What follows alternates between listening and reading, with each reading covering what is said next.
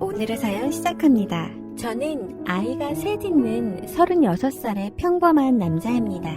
28살, 어리다면 어린 나이에 큰아이가 생겨 결혼을 했고 와이프는 저보다 7살 많습니다.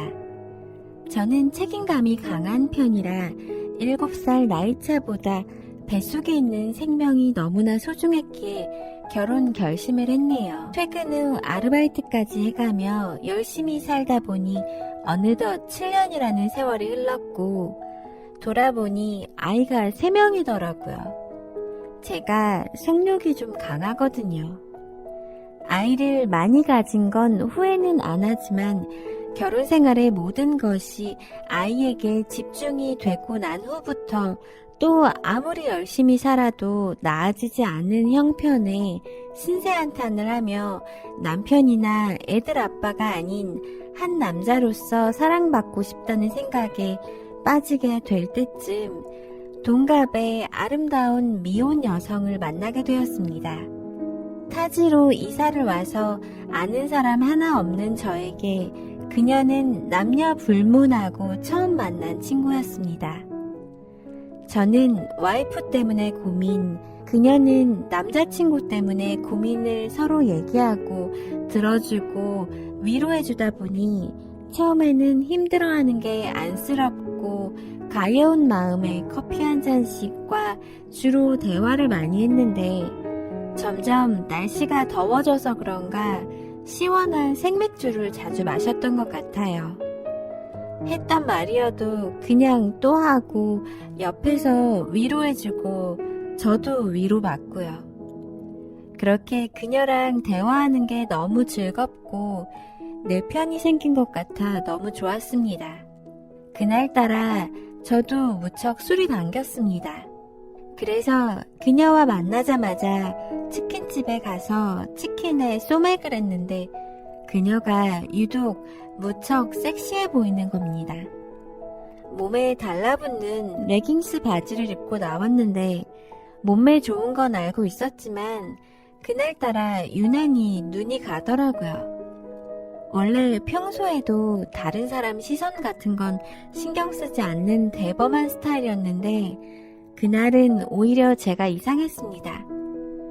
술을 마실수록 계속 몸은 달아오르고 근데 그날따라 그녀도 평소보다 좀 많이 마셨고 서로 알딸딸해졌는데 저는 자꾸 그녀의 볼륨감 넘치는 몸매로 눈이 가고 하고 싶고 제가 저를 컨트롤하지 못할 것 같더라고요. 우리 그냥 친구인데 나 유부남인데 뭐 하는 짓이냐 싶어 다시 정신 차리고 맥주 몇 잔을 연거푸 마셔버렸습니다.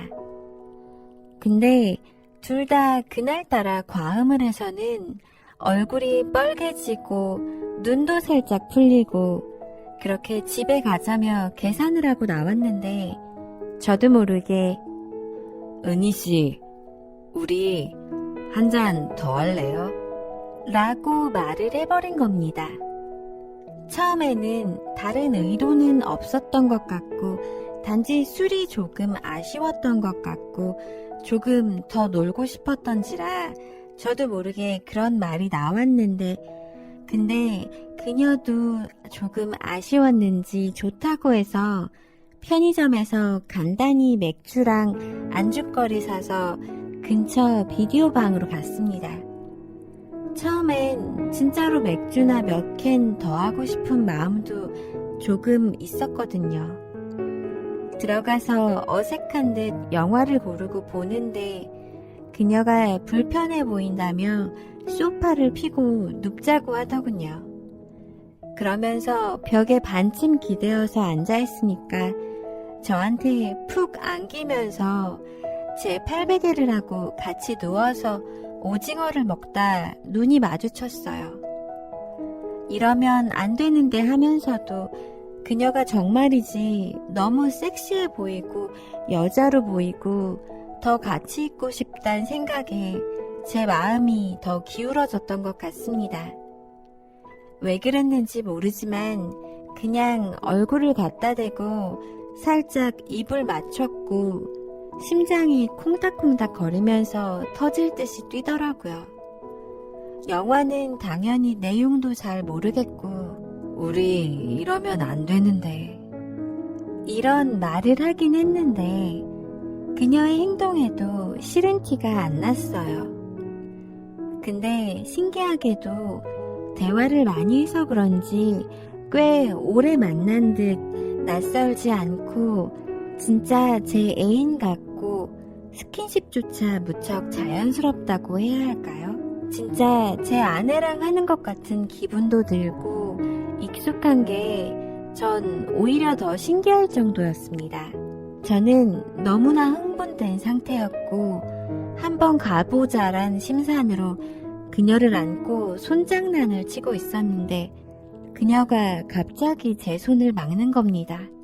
성재씨, 아내랑 이혼한다고 약속하면 허락해 줄게요. 라고 하는데 정말 미치겠더군요.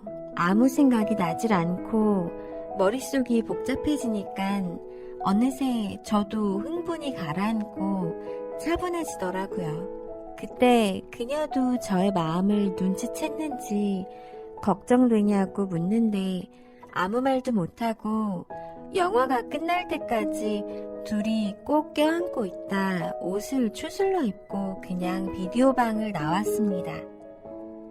그렇게 다시 아무 말도 없이 밤거리를 계속 걷다가 우리는 무언의 약속이라도 한 듯 눈에 보이는 모텔로 들어가 버렸네요.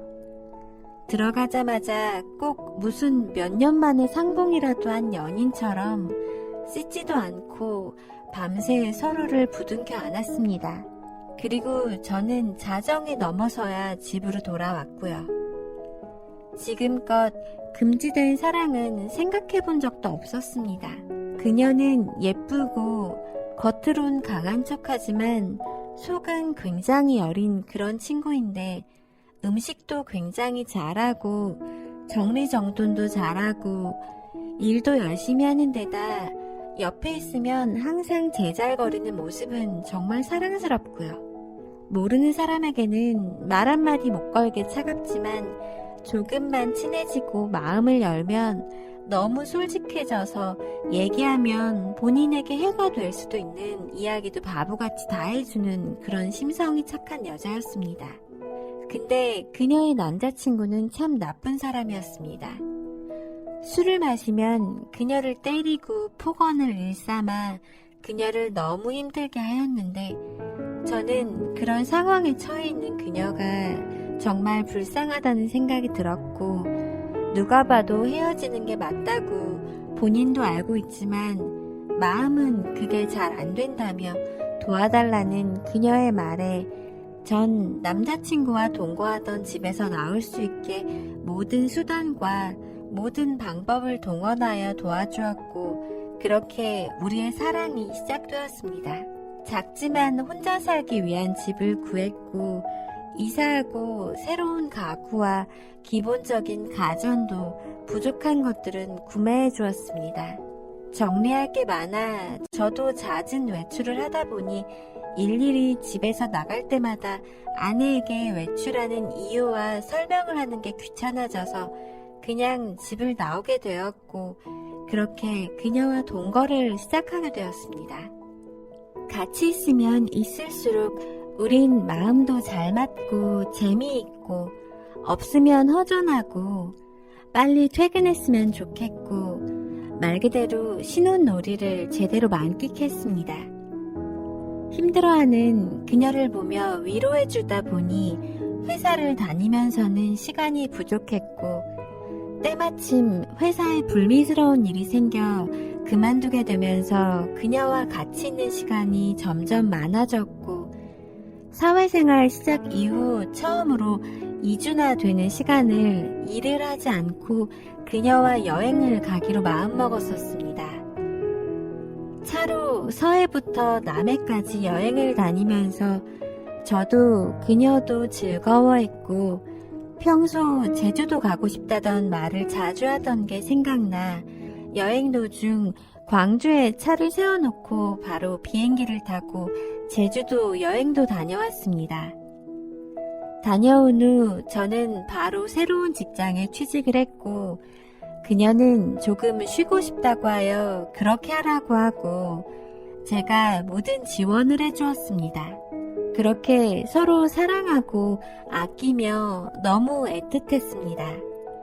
저는 돈을 벌고 그녀는 살림을 하고 때로는 직장 동료들과 나눠 먹으라며 간식을 싸주기도 하고 아침을 못 먹는 저에게 출근하면서 먹으라고 샌드위치도 싸주고 퇴근하고 돌아오면 음식 솜씨를 뽐내며 맛있는 저녁도 차려주었고 집은 항상 깨끗했고 모든 것이 꿈만 같고 행복하더군요.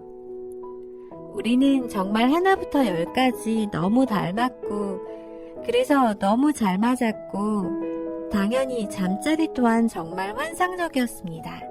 집을 나온 지 2달 정도 됐을 때까지만 해도 와이프에게 영상통화가 종종 왔습니다. 받아보면 항상 큰애와 둘째였습니다. 그녀가 없을 때 온 연락은 받았지만 같이 있을 땐 그녀가 싫어하기 때문에 받지 않았습니다.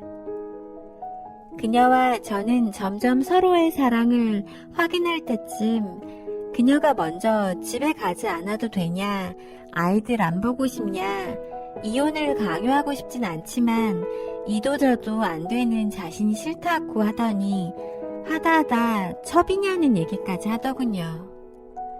서로에 대해 성격을 조금씩 알아가면 갈수록 조금씩 다투기 시작했는데 너무 닮아서 그런가 보다 생각했고 다퉈도 하루 이상 간 적은 없었습니다. 하지만 그녀는 제가 자기를 버리고 갈까봐 많이 불안했던 것 같아요. 그녀의 요구사항은 깔끔한 정리였습니다. 오빠, 애들도 와이프한테 주고 앞으로 애들 안 볼 자신 있었으면 좋겠어. 이제는 우리 둘만 보고 갔으면 좋겠고 나한테 확신을 좀 줬으면 좋겠어. 라고 하는데 저는 그런 그녀가 밉지 않았습니다. 여자로서 당연한 것들을 요구한다고 생각했고 오히려 이 정도라서 다행이라고 싶기도 하더라고요. 그래서 제가 이혼하고 나오면 우리는 멀리 떠나 과거를 모르는 새로운 사람들을 만나 당당하게 지내려고도 했습니다. 와이프와 이혼과 양육 문제 등 구체적으로 이야기를 나눴고 그렇게 합의이혼으로 진행되는 듯 했는데 여기까지는 우리 둘만 생각했을 때입니다. 그런데 어느 순간 갑자기 같이 넘어야 할 산이 많다는 것이 느껴지더군요. 저 때문에 듣지 않아도 되는 말들이나 신경 쓰지 않아도 될 것들이 그녀를 더 힘들게 할까 미안했고 저의 주변 사람들과 만나는 자리는 참석하지 못하는 현실에 그 흔한 카톡에 다정한 사진 한 장 올릴 수 없는 현실이 미안했습니다. 무엇보다 가장 큰 건 어쨌든 자식까지 버리고 가정을 내팽개치고 온 사람인데 무의식 속에 들어있을 또 안 그러리라는 보장이 있냐라는 의심들로 그녀가 스트레스를 많이 받았고 힘들어하기 시작하더군요. 사소한 일상에서 오는 작은 불안들과 저의 가정을 깨뜨렸다는 그녀의 죄책감까지 그녀는 걱정이 많아졌습니다. 또 그런 그녀를 보고 있자니 제 가슴은 미어졌고요.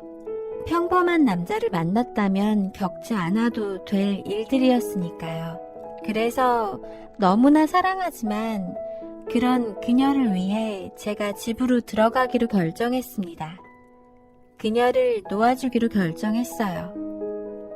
큰맘 먹고 와이프와 아이들이 처가에 가 있는 틈을 타 짐을 집에다 가져다 놓았습니다. 와이프는 제가 본인 때문에 집을 나간 걸로 알고 있었거든요. 미리